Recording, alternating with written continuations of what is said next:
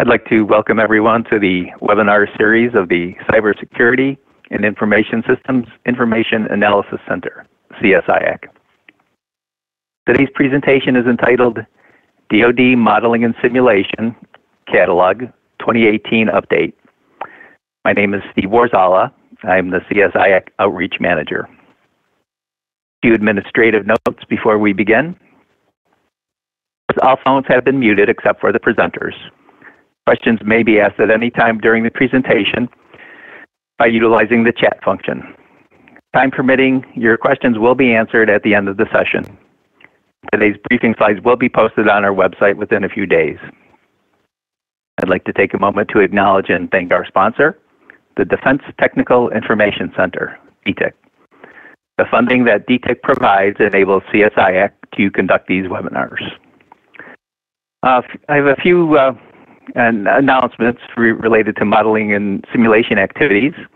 I'd like to mention the upcoming Inter-Service Industry Training, Simulation, and Education Conference, ITSEC. This will be taking place during the last week in November. CSIAC and the Defense Modeling and Simulation Coordination Office, DMSCO, will both have exhibits at this event. So if you're planning on attending ITSEC, we'd love to have you swing by and visit us while we're there. In addition, we're also jointly working together on a medical modeling and simulation focused edition of the CSIAC Journal, which will be published in the near future. Now I'd like to introduce our presenters for today's webinar. First, we'll hear from Rachel Orzechowski, the Program Manager for Simvention's Modeling Simulation Management Technology Group. They support the development for the Enterprise Metacard Builder Resource Tool, referred to as EMBR, or the EMBR portal. Simventions also provides help desk support for both the M&S Catalog and EMBR, outreach efforts, and other demos as needed.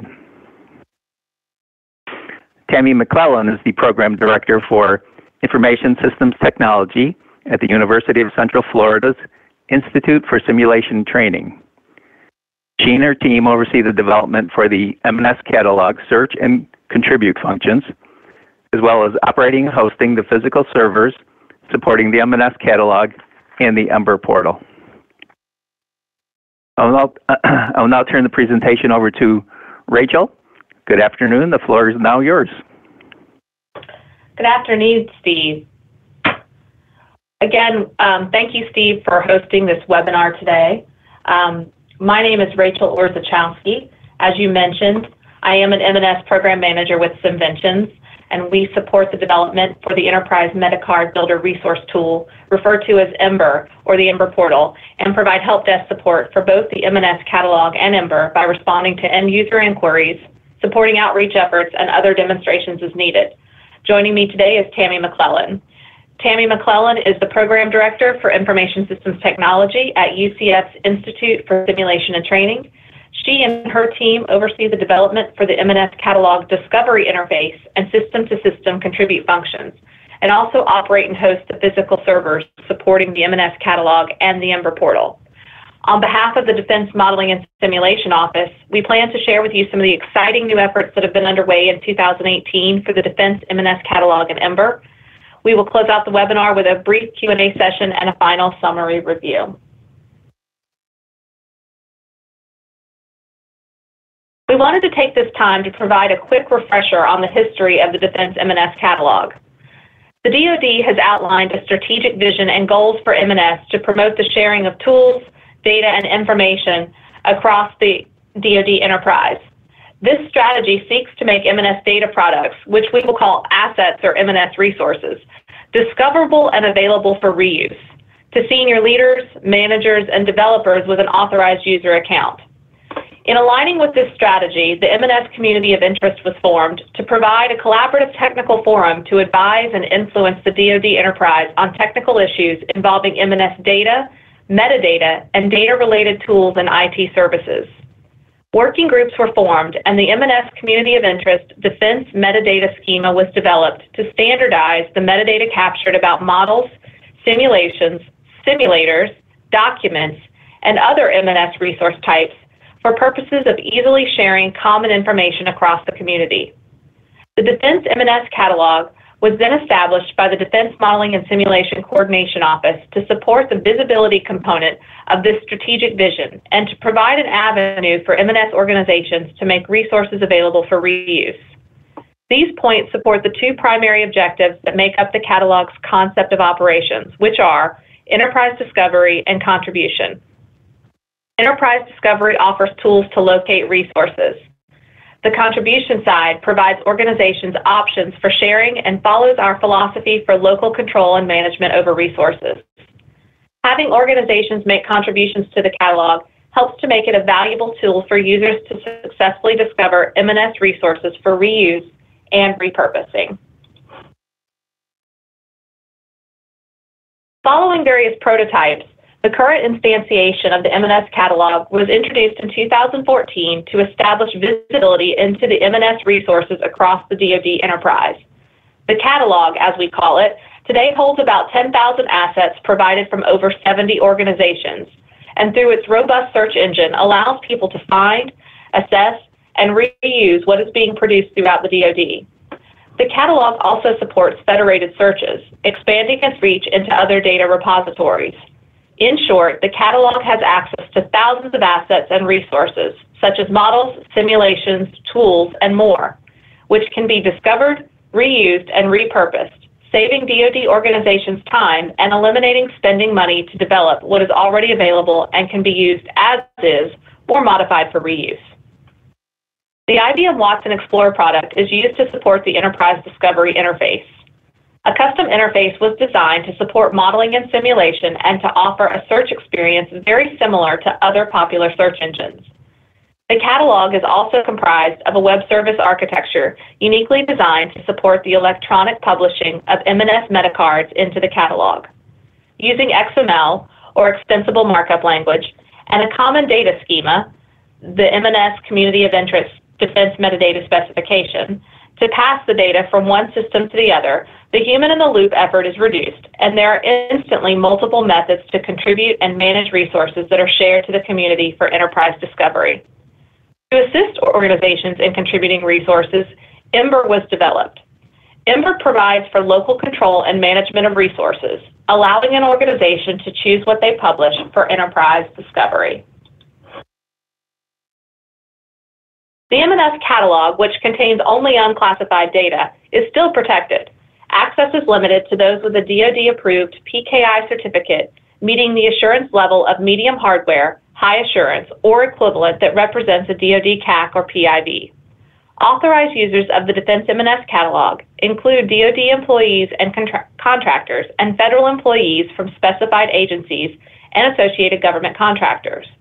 More details about credentialing and access requirements are available on the catalog's website at https://mnscatalog.misco.mil. Everyone requesting access goes through the centralized registration process. In this process, contact data is captured and credentials are identified for account approval. Once approved, the registrant receives a confirmation email from the catalog and has access to the catalog and/or EMBR, depending on which tools were selected on the registration form. It is important to understand, as you use the catalog, that all the information displayed within the catalog is unclassified. The data on the metacards, as we call the records, can describe classified materials or resources, but the text that describes the resource and any supporting files that are uploaded into the metacard record must be unclassified. Although files can be a resource, in addition to metacards, it is important to note that actual models are not resources available within the catalog. There are two primary ways to contribute resources for enterprise discovery to the M&S Catalog by using the system-to-system web service established. You may use EMBR or your own organization's repository or registry system. In both cases, you maintain local control and management and choose what you publish to the M&S Catalog. EMBR is an acronym which stands for Enterprise Metacard Builder Resource. EMBR is a tool developed to assist organizations in creating metacards and tracking them. EMBR is the tool through which M&S Catalog holdings are updated, removed when no longer functional, and populated with new data. EMBR is divided up into secure partitions, with each organization having a dedicated partition for its own use. Organizations can store their resources in EMBR and can choose to publish those records to the catalog for discovery by M&S communities. Records in the catalog can also be unpublished through EMBR, updated, and then republished to the catalog. EMBR, in short, provides the mechanism to keep the catalog data up to date, as well as serving as a local catalog. Alternatively, organizations who already have an established system for tracking M&S assets can continue using their own system. This method would require some programming by the organization to export compliant metacards and send them electronically to the M&S catalog through the system-to-system publishing method. The organization still remains in control of which records they choose to publish. If you are interested in contributing M&S resources to the M&S catalog, you may send an email to helpdesk@mscatalog.msco.mil, and the catalog team will be happy to assist you in getting started with EMBR or setting up publishing for your existing system.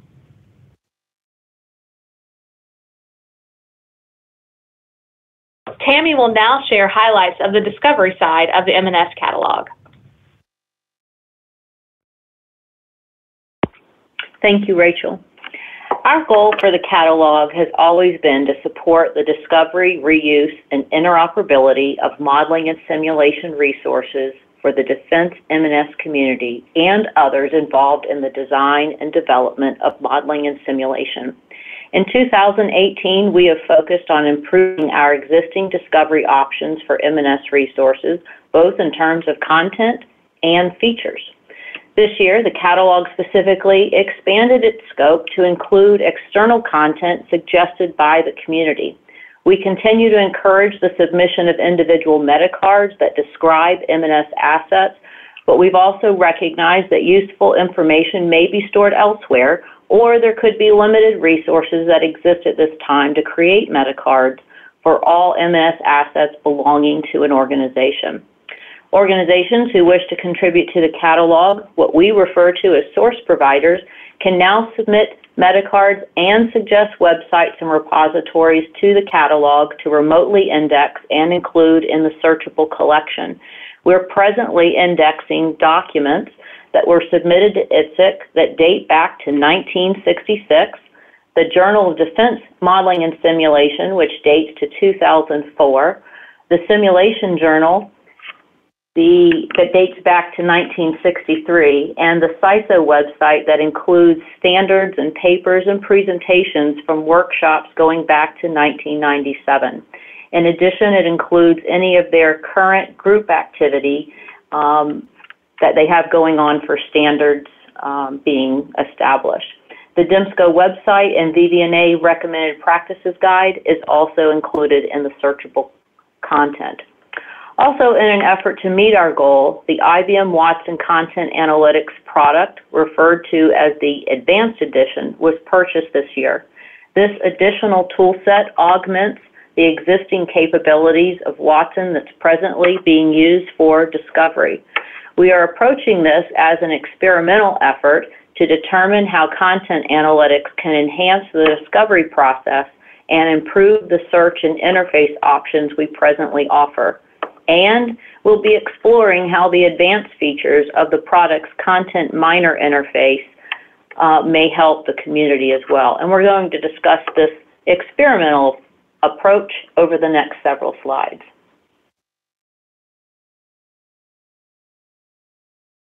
Here is a screen cap of the current search interface for the catalog. Not much of this is changing in terms of our experiment that we're working on, but I'd like to draw your attention to two areas: the search box and the outer columns located on the left and right side of the page. The search box accepts keywords or the selection of a phrase that those words are found in from the Type Ahead drop-down that appears as you begin to type. The search will then take that text that's been entered and expand to find matching words such as acronyms and their spelled out version that may be in the system's dictionary, and it will also look for derivatives of those words that contain the same root word, such as run, running, etc. The word, though, in some combination must exist within the underlying information the catalog has indexed. With content analytics, we can do even more to train the engine to find synonymous topics. The outer panes that you see here are where the metrics and visual analytics are displayed in real time. These sections serve as filters for users to refine the results of their search, and we're aiming to use content analytics to develop new filters and offer other categorization of the information held in the catalog. Before discussing what the team is doing specifically, let's briefly discuss why the catalog team is exploring content analytics. This all essentially boils down to the users that we support and the data that we curate. As the name implies, the Defense Modeling and Simulation Catalog supports the defense modeling and simulation community.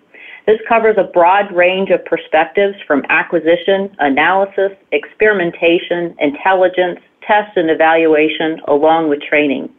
Our users want different things out of the holdings that we have. Further, our users can sometimes use different terms for the same topic, which means keyword searching is not sufficient. We need to understand the meaning of what is being sought so we can truly assist our users in locating the information they are seeking. The metacards that have been published to the catalog follow the M&S of Interest Discovery Metadata Specification. This schema was a vital step towards asset identification and standardization and intentionally does not capture everything known about an asset. The same fields are used to collect descriptive information for all resource types, meaning what is asked of models is the same that is asked of simulations and data.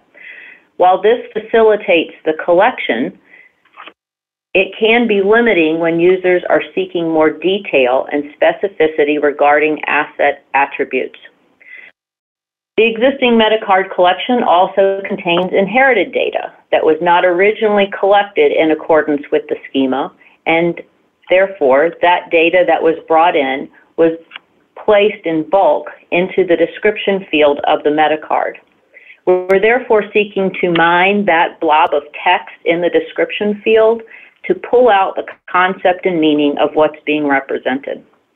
Last, we have made a lot of progress in adding new content with the support of several organizations, making it a priority to submit information in the way of metacards to the M&S catalog. The growth of new information can be slow, however, as it's limited to when the organizations have the funding to enter those cards. We're therefore sought to expand the catalog's collection this year, as I previously mentioned, to include external sites so that we can now introduce new content and provide a broader range of information pertinent to M&S. All this is to say that we're taking an experimental approach to provide our users in the Defense M&S community with a more robust capability to discover assets.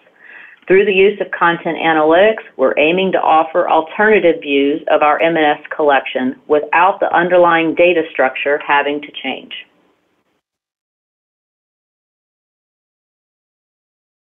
To best take advantage of the content analysis engine that has been added to our tool set this year, it must be guided or trained. The team has been underway with the development of a modeling and simulation UIMA pipeline as a first step in building a high-level representation of the M&S domain. UIMA stands for Unstructured Information Management Architecture and is essentially a set of parsing rules and annotators to tag data during the indexing process.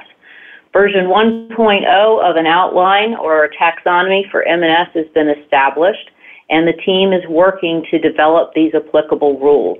These rules, in turn, will process the content that's found in the description field and other pertinent areas of metacards and the external content that we index. The results of these efforts will better support a user's ability to filter search results and hone in on categorical topics where there are presently no enumerated fields within the published metacards or the content that we have available to use as a refinement. We also sometimes see that there are terms searched for that produce no results, but in actuality there are results. There's just not results using the same exact keyword that someone typed. That is the world of DoD and M&S, where there are many, many acronyms and synonymous terms. So we are taking steps now to expand upon the Defense M&S glossary that we're using as the starting point to add additional synonyms to help tag data by and teach Watson about the vocabulary of the modeling and simulation community, which will ultimately improve the engine's ability to perform query expansion and present more applicable search results to our users. To give you a better idea of what our initial steps are to train Watson, let's look at what goes into creating a UIMA pipeline. First, as we just reviewed, we're essentially establishing a compilation of parsing rules. This means we're looking for specific words in the text in combination with other words, maybe in the title or in some other section that we can tag and categorize that record, that web page, that PDF file while we're doing the indexing.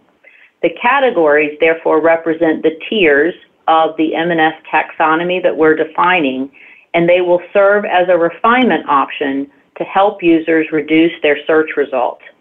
Because of this initial focus being on establishment of filters, the taxonomy that we're creating at this time is not intended to be a view of all things definable within the modeling and simulation domain, but rather it's on the primary ways that one might wish to locate M&S assets.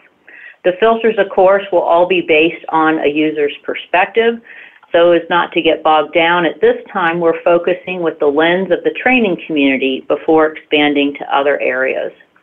Let's look at model type as an example. Model type is not presently a field in any of the data that we have.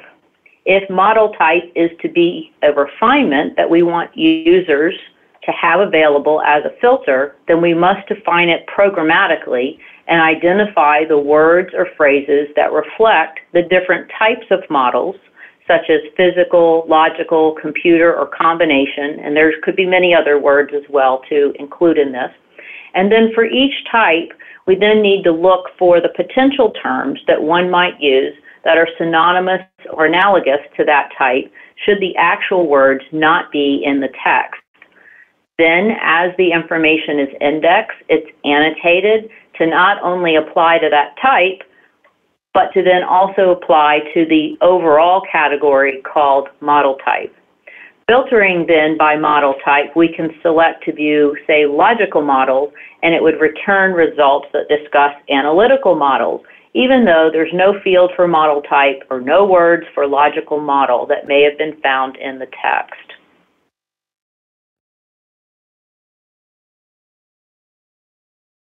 As a result of our efforts so far, we've been able to create several new dynamic filters. This screen cap depicts some of the various filters that are under development that will soon be available. Take a look at the left-hand pane and the right side. You'll see the first filter allows a user to distinguish where the results were found. Either they were in the published metacard set that was sent to the catalog, or it's in the external website content that we have indexed. We're also working on rule sets for simulation environment, architecture, application domain, as shown on the left-hand side. All of these filters, of course, will change based on, of course, what you've searched for, and many others that we're underway with in version 1.0 of the taxonomy. On the right pane, you'll see that we have started to identify entities, and this reflects the people, places, and the organizations that are identified to be involved with the records that have been returned in the search results set.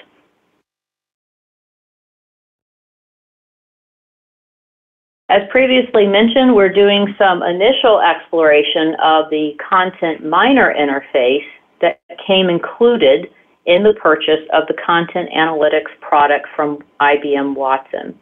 We hope to identify any potential use that it may offer as a deep dive assessment of our holdings. As seen in the figure set provided by IBM, it depicts all the various methods for mining that allow for pivot points or ways to view the data in the index collection. The steps that we're presently taking is to build the M&S UIMA pipeline to feed into these views and then offer an additional angle to filter the data by and hone in on a particular sampling of results. As you can kind of see from all of the different views of this content miner interface, it's very sophisticated. So we're taking baby steps and peeling back the layers of what this technology can do to help provide additional functionality to the Defense M&S community.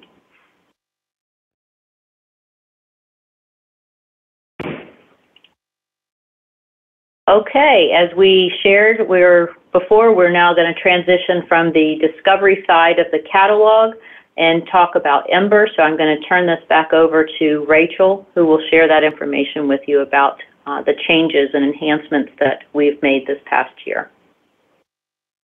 Thank you, Tammy. As you can see, searching in the M&S catalog is simple, fast, and provides discovery to thousands of M&S resources, both within the catalog and in federated sites. The integration of an M&S UIMA pipeline and the content miner interface expand the already powerful capabilities of the M&S catalog. We are pleased to report that the ability to manage the records contained within the contribution portion of the M&S catalog, EMBR, have been enhanced as well.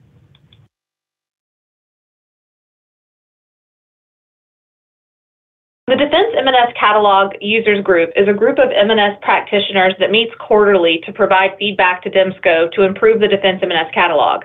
The group is open to all M&S practitioners and stakeholders. Members of the Users Group expressed a need to improve the mechanism to manage their resources within the EMBR tool. Their goal was to reduce the time and effort required to contribute new records to the catalog and perform curation of records currently provided to the Defense M&S Catalog. In response to this request, the EMBR Advanced Search capability was released in October of this year.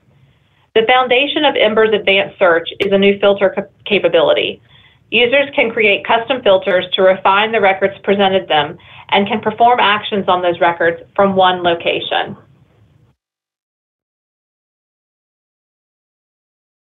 It is important to understand the terminology utilized by the Advanced Search feature. In this context, a filter is comprised of one or more criteria joined by AND statements. It is possible to use multiple filters to refine search results. Multiple filters are joined by OR statements. We define criteria as categories of information about or contained within a metacard. Users can select from 10 different criteria to create custom filters. Available criteria include the creation date of the record, whether or not the record has been published to the Defense M&S Catalog, and people or organizations who have been designated as a point of contact for the record. As I mentioned previously, our intent was to provide users a mechanism to search for a specific subset of their records and then perform actions on those records from the same location within the site. 6 of the most utilized actions in EMBR were incorporated into the Advanced Search capability. Users can export their refined results to a spreadsheet, publish or unpublish records to the Defense M&S Catalog, transfer ownership of a record to another EMBR user, update the points of contact for multiple records, or delete records. One important note regarding the Advanced Search capability is that it still employs all EMBR access control restrictions. A user's search results will not contain records that they do not have permission to view. A user cannot perform actions on records above their permission levels. For instance, a user who's been granted access to view a record in EMBR is not allowed to delete the record. Only the record owner has that permission. If the user attempted to delete the record that they did not own using the Advanced Search delete action, they would be prevented from doing so. We're pleased to provide this new capability to enhance users' abilities to manage their M&S resources and contribute information to the Defense M&S Catalog for enterprise discovery and reuse.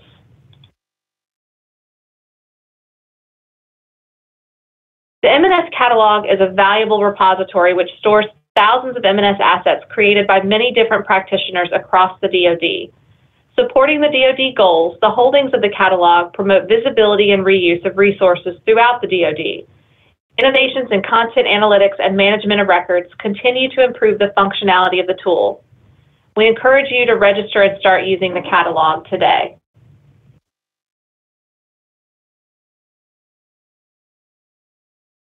At this time, we'd like to thank you for attending the webinar session today. We've provided some additional information regarding registration for the catalog or signing up for the next meeting of the Defense M&S Catalog Users Group.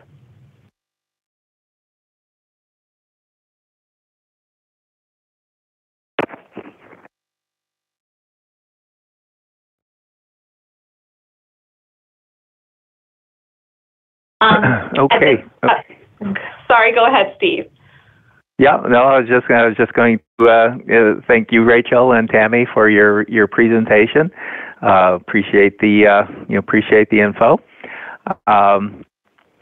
So we do have there's a question from one of our attendees asking about the types of tools available. Indicates that he didn't see any physics-based computational models like a computational fluid dynamics type of software. So is that accurate? Are there no CFD type of software tools in there?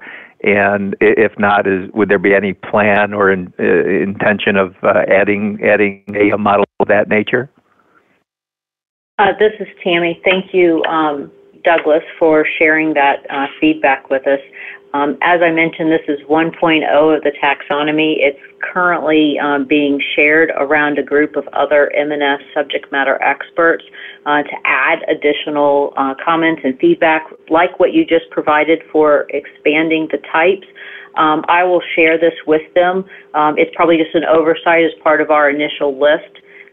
There's no reason not to include it. We're just had a starting point, and that's where we're going. So if you have other feedback or you'd like to participate in helping to expand that, then we'd welcome additional input from you. Thank you. Okay, thank you, Tammy. So I'm curious with your experiment using Watson and other activities I've been looking at where they're machine learning type of activities. It seems like the key element in those type of activities is the training data set. So, and usually it's like the larger the data set, the better. So I'm curious, how does that element factor into this experiment that you're doing with Watson? Is size an issue here, or is it you may have a more controlled data set, so that may not be a factor? But I'm just curious about that issue. Good question. Honestly, in terms of size, as part of our testing and training, we have to kind of scale it back because the different websites that we're indexing, those repositories, if you will, along with our metacards, have a different reflection or connotation of how people have written that information. So our rule sets have to be a little different of how we interpret it. So the large set is great for allowing users to find resources, but we kind of have to break things down into chunks to better interpret the data that we're seeing to write the rules more direct, if you will, for the different areas. So is it kind of a function where people maybe define things differently? Is that factor into the search process, or? For example, if we're looking at papers that were presented at ITSIC, they could be covering a broad range of topics inside of a single paper.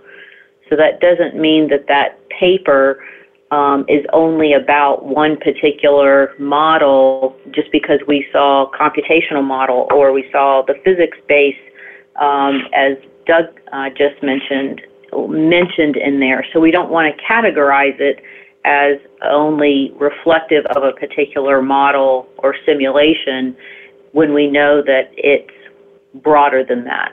I hope that answers your question. Where a metacard that someone may have submitted, they've already defined that the metacard is describing a model, but they may not have selected certain fields that tell us what type of model. So we're trying to glean from the descriptive text what they did say about it, what the attributes are that we need to pull out. And in that case, could it have multiple connections to the different areas? Well, it could reflect, obviously, if it's a simulation, what framework, architecture it works within, and so it can have relevance to other filter types, but we would not have categorized a metacard that discussed a model as being a simulation just because we saw that it mentioned some other words within the simulation context. Oh, okay, good. Thanks. Appreciate that. So I'm curious, you talked about, contributing resources and source providers. Can you describe that process? Does anybody that submits something, does it automatically get included into the catalog, or is there some type of a screening process or approval that things have to go through? I'm just wondering how that how that piece of the puzzle works. Rachel, would you like to discuss the process in EMBR? Sure, I can do that. So as you mentioned, Steve, so you mentioned becoming a source provider. So in order to contribute information to the Defense M&S Catalog through the EMBR tool or through another system-to-system transfer, you would need to register as a source provider. You do that through the Defense M&S Catalog interface. So as a registered user of the catalog, you would then go create a new source provider request. And so you would describe your organization, who the point of contacts might be, and then that request is vetted by system administrators. Once that's been approved, then your organization is now a designated source provider for the Defense M&S Catalog. The organization will need to select authorized representatives who are allowed to publish information to the catalog from EMBR for the organization. So for instance, you may have 5 to 10 people within your organization who are creating metacards, but only one person has authority to publish them to the Defense M&S Catalog on behalf of your organization. Okay. And so now once something is published into the catalog, can anybody access the tools that are published? Is there any kind of restrictions or limitations to the tools that are in the catalog? How does that work? Is it there for everybody to use? So again, this is Rachel. The purpose of the catalog, of course, is enterprise discovery. So if you have been able to register for an account with the catalog, meaning that you have a DoD approved PKI certificate that meets the requirements as we went through earlier, and are a registered user, the intent is that once information has been published to the catalog, it is available for discovery to anyone who has an account in the catalog. The opposite side of that would be in the EMBR tool, where organizations can maintain local control and management of anything they create in EMBR, and those resources are not available to all EMBR registered users unless an organization chooses to make them available by publishing them to the Defense M&S Catalog. Okay, that's what I was interested in, whether everything in the catalog was open to everybody, or if there were particular things that maybe an organization wanted to not make visible to everybody for whatever reason. But so that clarifies that question for me. So I appreciate that. Thank you. Let's see. Anybody else? I don't see any other questions online right now. I think I've ran through the things that kind of caught my attention during the presentation. So, unless Tammy or Rachel, do you have any concluding remarks you'd like to add at this time? Thank you for the opportunity to present. Okay. Absolutely. Well, and Steve, I would just follow that up by, I know the slides will be made available, but we really do welcome participation in our users group that provides feedback to the changes and enhancements that may be possible for the catalog and for EMBR. And so that information, as well as about how to register for both of the tools, is included on that last slide in our slide deck. And so we'd highly encourage anyone who has the ability to access the site to go register and start discovering information. Okay, appreciate that, and I'll just mention, if anybody has any questions later on, maybe it's not hitting you right now, but after we sign off, you may think of something, or tomorrow something pops into your mind. If you have any questions, you can send us a message here at info@csiac.org, and we can vector it to Tammy and Rachel to get some clarification on that and share with our community. So, like I said, if you do have questions after the fact, feel free to contact us with your inquiry. So, I'd like to thank both Tammy and Rachel for their time and sharing the information with us on the work they're doing with the Defense Modeling and Simulation Catalog. It's a valuable resource. I'd encourage everybody to try to take advantage of it. One of the things we do with the here at CSIAC is we try to promote use of available resources. We try to stay away from the duplication of effort. Don't try to reinvent the wheel if you don't have to. And so, like I said, take a look at that catalog. See if there's information in there that can support your needs. And you may be surprised at what you find in there. So, I'd like to thank everybody again for attending and the presenters, and hope you have a good day.